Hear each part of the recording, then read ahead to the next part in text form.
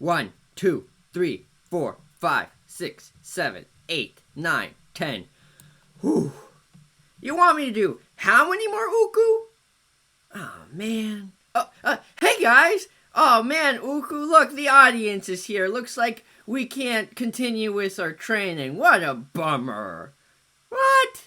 No, I'm not using them as an excuse to get out of my exercise. What do you mean? Roll the intro, roll the intro, roll the intro! Okay, guys, so we're gonna do the video here today because after that workout, my legs no longer work and we can't walk anywhere else. So we're just gonna do it here, okay? Okay. So today I just wanted to go over some general workout know-how. Some of them are misconceptions and others are things that people just plain need to know. First one, salt. Believe it or not, this is actually something you should be consuming before and or after a workout. It's very important for your body on multiple fronts. It helps with muscle contraction, it helps with body fluid regulation. I'm sure you've noticed that your sweat's a little salty most of the time, so part of the reason is that it helps cool you off, and a couple others. But point is, salt can be very, very crucial for your body, and when you're exercising, you're running through your reserves of salt like crazy. So it's always a good idea, not a ton, okay? This is not an excuse for you to grab a jar of salt, start digging into it with a spoon, but a little pinch before and after the workout can help regulate your body fluid. It can help keep cramps away, stuff like that. And as I'm sure you know, salt can also be very, very, very, very bad for your body if you have too much of it. So it's a very, very important thing for you to pay attention to just how much salt your body needs. The best thing to do is likely to consult a personal trainer, or at least do some significant research before just, chugging a bunch of salt. Either way, it's probably not going to be more than a pinch or two, realistically speaking, for most people. Maybe a little bit more if perhaps you're like an Olympic athlete or something like that, in which case you probably already know this, and I'm not entirely sure why you're watching this video, but if you are, please subscribe. Now, the second thing, this one's a bit of a misconception.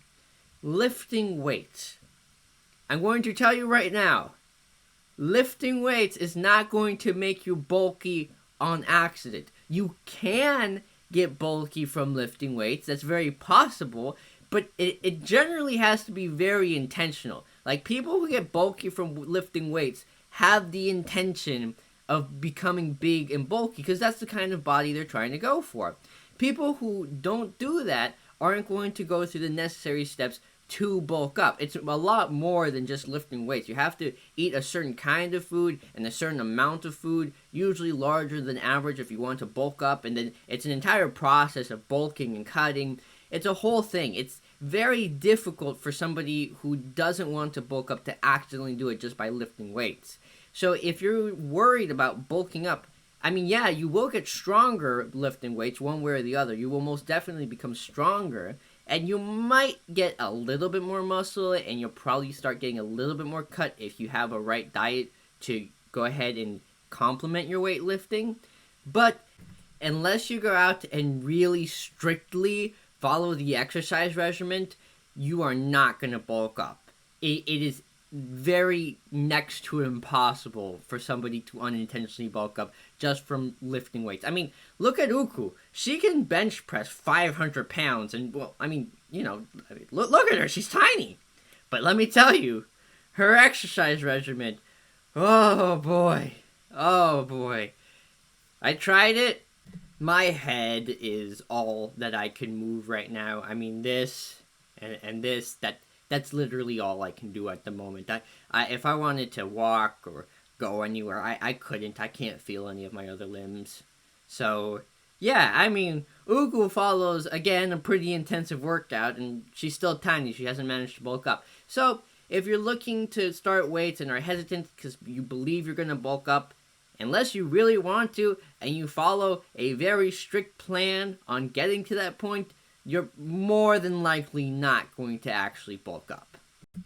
And the last misconception I want to talk about in this video are Fitbit trackers, or just calorie trackers in general. A lot of people believe that these calorie trackers accurately track your calories.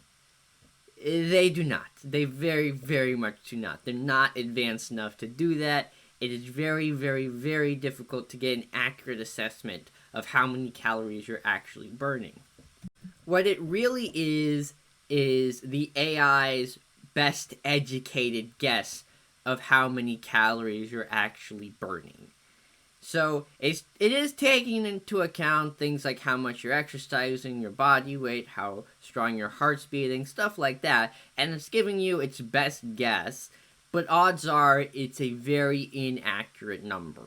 Like I said, it's a very difficult thing to keep track of how many calories you burn. It's not quite that easy. And granted, we've probably become more and more accurate as time goes on, and it probably will continue to get more accurate, and who knows, maybe at some point in hopefully the near future, we will have devices the size of Fitbits that can really accurately track our calorie burning. But as of right now, we're really not there yet. Now, does this mean that you should go and throw out any Fitbit-like accessory that claims to be able to track your calories? Well, no. I mean, first of all, depending on which one you get, they can be very expensive. But on top of that, there is an added benefit to having this number, however inaccurate it may be. Now, physiologically speaking, there's really no need for it. All we really want to do is increase our health the more and more we exercise.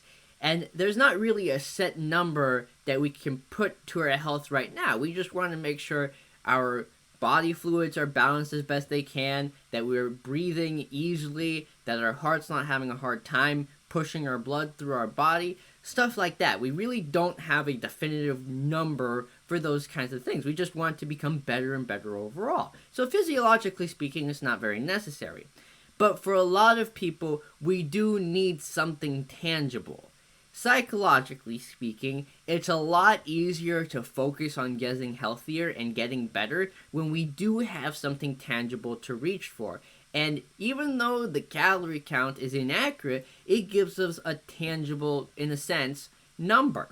It gives us something that we can track, say, okay, we're getting better and better at this, and it gives us something that we can aim for. So sure, again, the calorie number probably is not going to be accurate for like 99.999% of everybody who's ever used one, if not just completely 100%.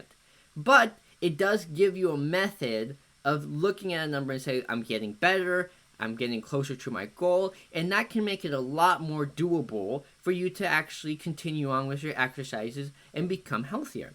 So there's nothing wrong with using calorie counters, and if you want to use them, by all means, go ahead, especially if it's really helping you exercise.